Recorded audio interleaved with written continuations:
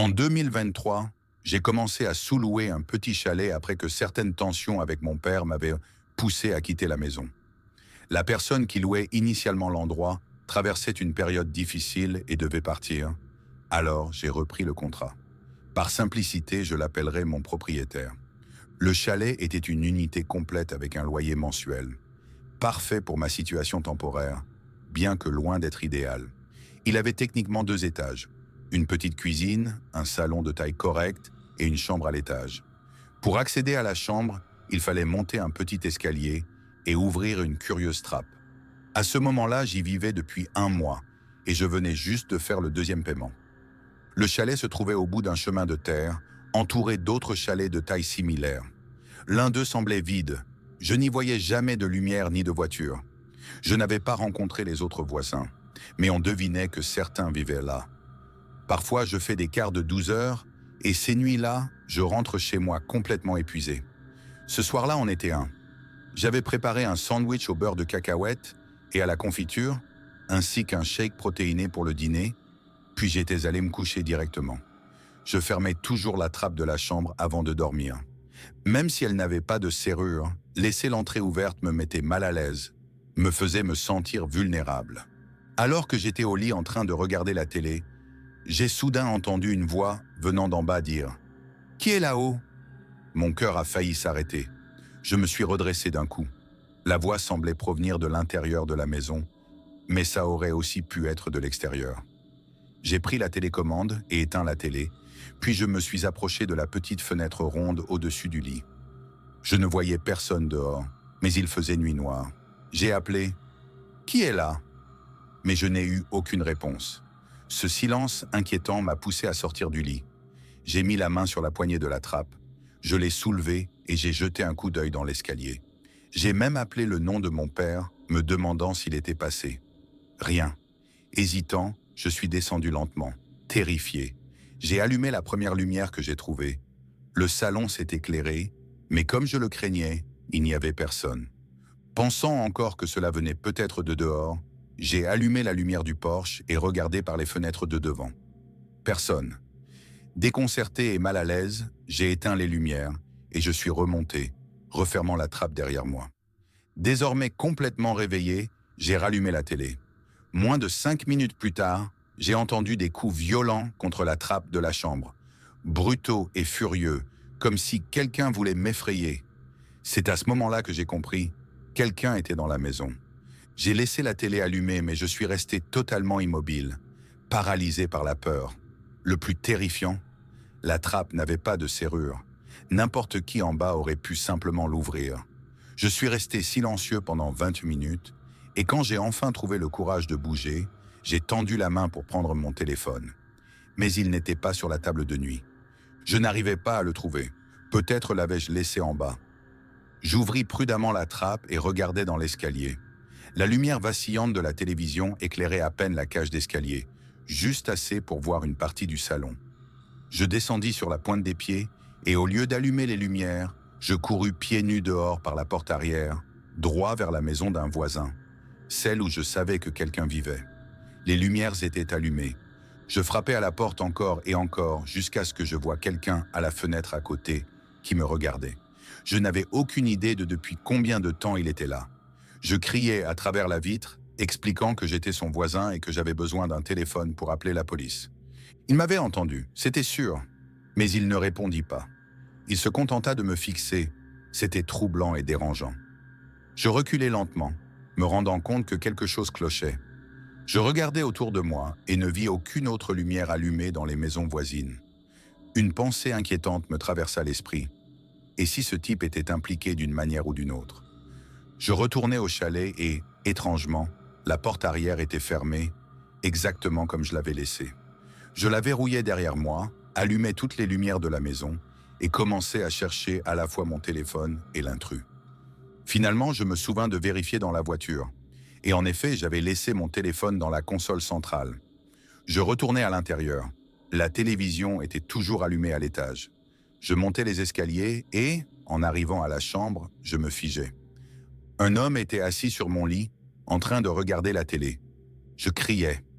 Il tourna lentement la tête pour me regarder, et je n'attendis pas d'en voir plus. Je dévalai les escaliers et sortis en courant. Puis j'appelai le 911 depuis ma voiture verrouillée. Pendant que j'étais au téléphone, je vis quelqu'un marcher le long de la lisière de mon jardin, se dirigeant vers la forêt. Je le signalai immédiatement à l'opérateur. Quand la police arriva, un des agents fouilla le chalet et la chambre à l'étage, après que je lui eus raconté ce que j'avais vu. Puis il me demanda si j'avais un autre endroit où passer la nuit. Je rassemblai quelques affaires essentielles, mis mon orgueil de côté et retournai dormir chez mon père. Le lendemain, je revins au chalet, y passai une dernière nuit, puis je fis mes bagages pour de bon. Heureusement, le propriétaire accepta de me rembourser une partie du loyer. Il me demanda à quoi ressemblait l'homme que j'avais vu, mais une fois que je le lui eus décrit, il ne posa plus aucune question, ce qui me sembla suspect. Il y avait quelque chose qui clochait dans toute cette histoire, entre le voisin qui me fixait en silence, le départ soudain du propriétaire, et le fait que quelqu'un était réellement entré dans le chalet. Peut-être que tout est lié, ou peut-être que je dramatise.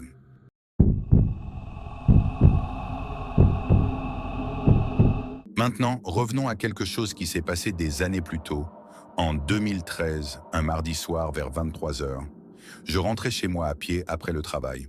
Ma voiture était au garage, donc depuis quelques jours, je faisais les 5 km de trajet à pied. En général, cela me prenait un peu moins d'une heure, donc j'étais toujours chez moi avant minuit. J'habite une petite ville tranquille dans le sud de l'Indiana, et après 22 heures, il est rare de croiser du trafic. Les seuls véhicules que l'on voit parfois sont des camions en route vers Indianapolis. J'étais à environ 1 kilomètre de chez moi quand j'ai tourné sur un chemin de terre qui mène à ma maison, caché dans une zone boisée. Dès que j'ai pris le virage, j'ai commencé à entendre un moteur au loin. Il se rapprochait, mais très lentement. En me retournant vers la route d'où je venais, j'ai vu une camionnette avancer au pas, sans phares allumés. Au début, je n'y ai pas prêté trop attention. Il y a un vendeur de voitures bon marché en ville qui vend des véhicules d'occasion avec des problèmes, comme des phares cassés, donc je me suis dit que c'était juste un tas de ferraille. J'ai continué à marcher. La camionnette a poursuivi sa route lentement sur la voie principale, mais soudain j'ai entendu le moteur rugir. Elle a brusquement accéléré, cette fois avec les phares allumés.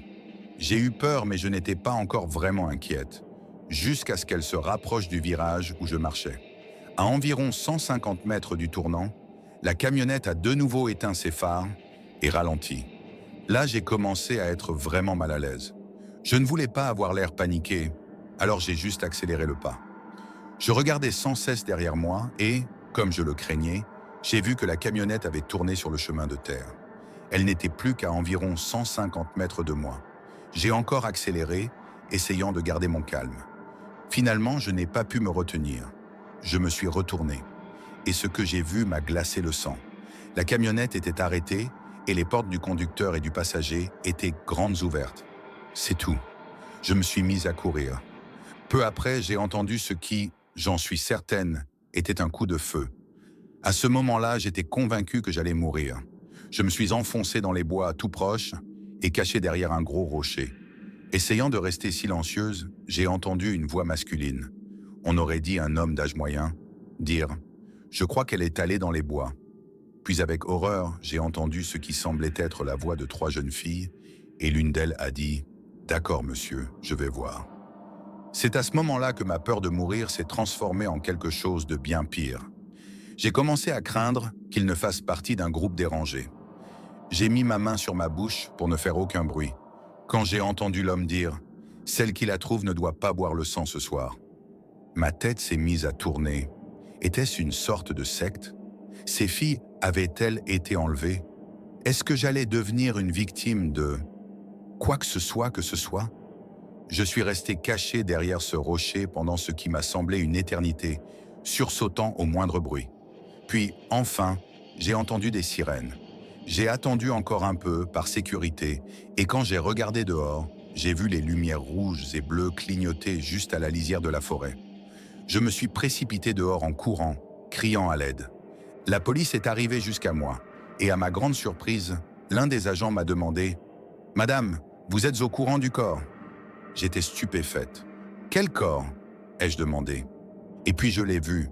Devant leur voiture, il y avait une jeune femme, nue, éventrée, couverte de sang.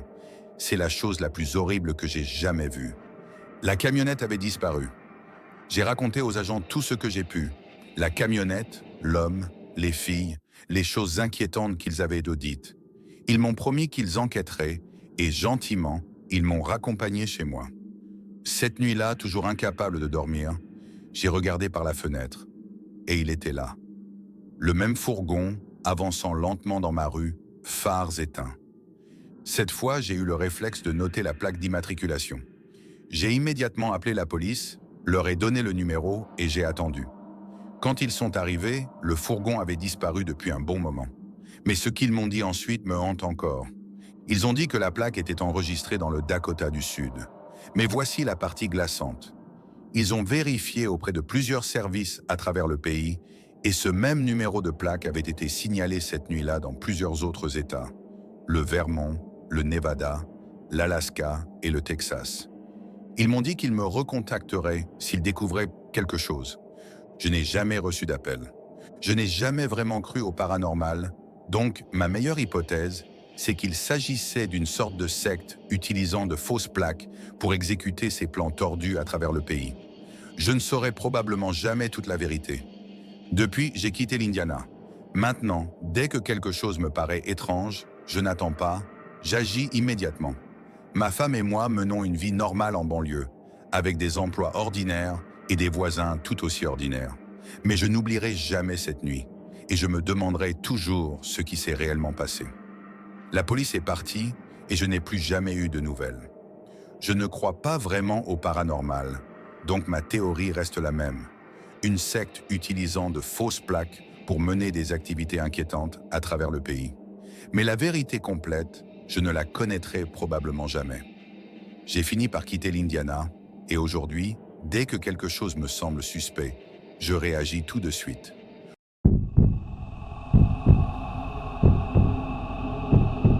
Aujourd'hui, ma femme et moi vivons dans un quartier résidentiel paisible. Nous avons des emplois classiques, une vie tranquille et des voisins absolument ordinaires. En somme, nous vivons ce rêve américain standard auquel on nous apprend tous à aspirer. Le fait que je sois en train d'écrire tout cela en dit long. Je ne suis pas vraiment un écrivain. Honnêtement, la dernière fois que j'ai écrit quelque chose d'aussi long, c'était pour une dissertation à l'université. Mais récemment, il s'est passé quelque chose que ni ma femme ni moi n'arrivons à expliquer et qui nous laisse encore aujourd'hui profondément troublés. C'était une journée comme les autres. Gianna et moi étions sortis dîner après le travail et nous sommes rentrés vers 21 heures. Comme c'était un soir en semaine, nous avons suivi notre routine habituelle. Vers 21h30, nous nous brossions les dents et nous préparions à aller nous coucher. À 22 heures, nous étions déjà sous les couvertures. D'habitude, on lit ou on regarde quelque chose jusqu'à 23 heures, et ce soir-là, nous regardions une série quand le téléphone a sonné. Gianna m'a immédiatement dit de ne pas répondre. Il était tard, et tout appel à cette heure-là ne présageait probablement rien de bon. J'étais d'accord, mais justement, je me suis dit que si c'était grave, je devrais peut-être décrocher. J'ai tendu la main vers le téléphone fixe à côté du lit, mais la sonnerie s'est arrêtée avant que je ne puisse le prendre. C'était un vieux téléphone défectueux. Une fois l'appel terminé, l'identifiant de l'appelant disparaissait et il n'y avait aucun moyen de savoir qui avait appelé. J'ai pensé que c'était juste un mauvais numéro. Puis quelques minutes plus tard, le téléphone a de nouveau sonné. Cette fois, j'ai regardé l'écran. Il affichait simplement « numéro inconnu », ce qui était étrange, surtout à cette heure-là. Nous avons tous les deux trouvé cela inquiétant. Personnellement, je pense qu'après 21 heures, on ne devrait appeler que pour une urgence. Je n'ai pas répondu, mais juste après que la sonnerie se soit arrêtée, le téléphone a encore une fois sonné. À ce stade, cela semblait vraiment important, peut-être une urgence familiale. Alors j'ai décroché sans hésiter. C'était mon voisin, Al. Il m'a demandé si j'étais au courant qu'il y avait quelqu'un debout devant chez moi. J'étais pris de court et je lui ai demandé de quoi il parlait. Il s'est contenté de me dire de sortir, puis il a raccroché brusquement. La façon dont il a terminé l'appel était étrange. J'ai dit à Gianna ce qu'il avait dit, et son visage a changé d'expression immédiatement. De l'inquiétude. Elle m'a dit de ne pas sortir. Je lui ai répondu que j'allais juste jeter un œil par la fenêtre. Je suis descendu et j'ai regardé à travers le rideau. Il n'y avait personne dehors. J'ai ouvert la porte d'entrée, puis la porte anti-tempête. Je suis sorti sur le perron et j'ai regardé autour. J'ai même vérifié derrière les buissons. Toujours rien. Je commençais à être agacé. Ce n'était pas le genre de chose sur laquelle Al plaisanterait. Mais sinon, qu'est-ce que ça pouvait être? Il était tard, et faire une blague à cette heure-là ne lui ressemblait pas. Je suis remonté et j'ai dit à Gianna qu'il n'y avait personne et qu'Al nous avait probablement fait une blague. Elle était aussi perplexe que moi. Tout semblait étrange. Elle m'a dit d'essayer de le rappeler, alors je l'ai fait. Ça a sonné une fois, puis sa messagerie s'est enclenchée directement. J'ai laissé un message. « Hé Al, c'était quoi cette histoire? Rappelle-moi. » 1 minute plus tard, le téléphone a sonné de nouveau. Un autre numéro inconnu. J'ai répondu et c'était encore Al. Avant que je ne puisse dire un mot, il a dit calmement « Sors, il y a quelqu'un debout devant chez toi. » Puis il a raccroché encore une fois. Je me suis levé et j'ai dit à voix haute « Bon, c'est quoi ce bordel ?» J'ai dit à Gianna de rester en haut et je suis redescendu. Cette fois, quand j'ai regardé à travers le rideau, il y avait bien quelqu'un debout au bout de l'allée, juste là où commence le trottoir. Il portait une capuche qui lui cachait entièrement le visage, rien que de l'obscurité.